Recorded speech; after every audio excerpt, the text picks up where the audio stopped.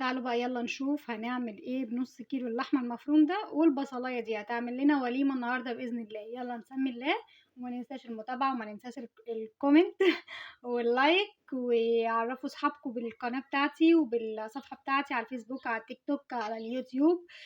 تابعوني على كل حاجة، يعني عايزاكم تكونوا موجودين معايا على كل حاجة. تعالوا بقى نشوف النهاردة الوجبة الاقتصادية، مش اقتصادية قوي بس برضو هتلم منا الدنيا يعني، بنص كيلو لحمة وبصلاية واحدة. يلا نشوف. حطيت في الكبة البصلاية، عليها ملح، كل واحد طبعا الملح حسب ما هو بيحب بقى. عليها ملح وعليها فلفل أسمر وعليها معلقة كبيرة من النشا. هضربهم كلهم مع بعض لغاية ما تنعم، وبعد كده هضيف عليها اللحمة يتضربوا مع بعض، يعني كلهم يتقلبوا مع بعض في قلب الكبة.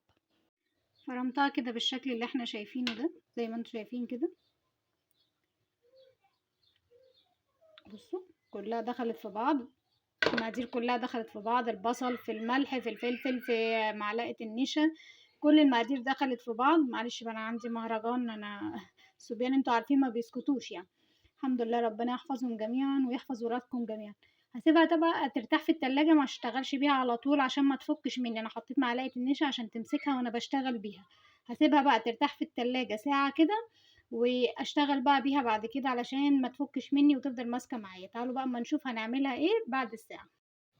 هنا بقى ضفت بيضة على المقادير بتاعتي، على اللحمة والبصل وكده. بعد ما قعدت ساعة في التلاجة ضفت بيضة، قلبتها كلها ببعضها والبقسماط بقى، وهبدأ أبططها كده نفس شكل ايه، نفس شكل البفتيك، تبقى بفتيكي كداب زي ما بيقولوا. بس انا مبحسهاش طعم البفتيك اوي، بس طعمها بيبقى تحفة جدا، يعني الولاد بيعتبروها بفتيك. بس يعني مش هنقول بفتيك كداب يعني. شوف بقى هيعمل معانا كمية قد ايه. دي الكمية اللي طلعت من نص كيلو لحمة، ما شاء الله كانت كمية حلوة جدا جدا. يعني هتكفي أسرة، وكل طفل هيتغذى، يعني كل واحد هياخد له كده قطعتين على طبق مكرونة، هتبقى وجبة زي الفل، وفي نفس الوقت هتوفر معاكي يعني، وسريعة. ممكن تعمليها وتحطيها في الفريزر، تطلعيها على طول أول بأول، تفك وتقلي على طول. أنا بقى هحطها في التلاجة برضو شوية قبل ما أقليها، عشان أضمن إن الطبقة مش هتفك معايا خالص. هنا بقى بدأت أقليها. بصوا ما شاء الله الطبقة لا فكت ولا سابت ولا أي حاجة، كانت ريحتها كمان حلوة جدا. هطلعها بقى ونشوف. بصوا ما شاء الله الطبقة متماسكة، ماسكة في نفسها جدا، القطعة شبه البفتيك بالظبط. طعمها كان حلو جدا. كتر التوابل بيغير طعمها، فما انصحكوش ان انتوا تكتروا فيها توابل، هو حلو اوي ملح وفلفل.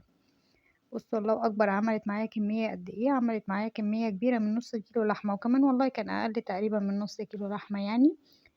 يا رب تكون الوصفة عجبتكم، ويا رب أكون قدرت أفيدكم. وما تنسوش تكتبوا لي كومنت حلو تقولوا لي ايه رأيكم في الوصفة، عجبتكم ولا لأ، ولما تجربوها تعرفوني كان طعمها عامل ايه معاكم. ممكن تضيفوا كمان ليها برغل. ما تنسوش تعليق لايك.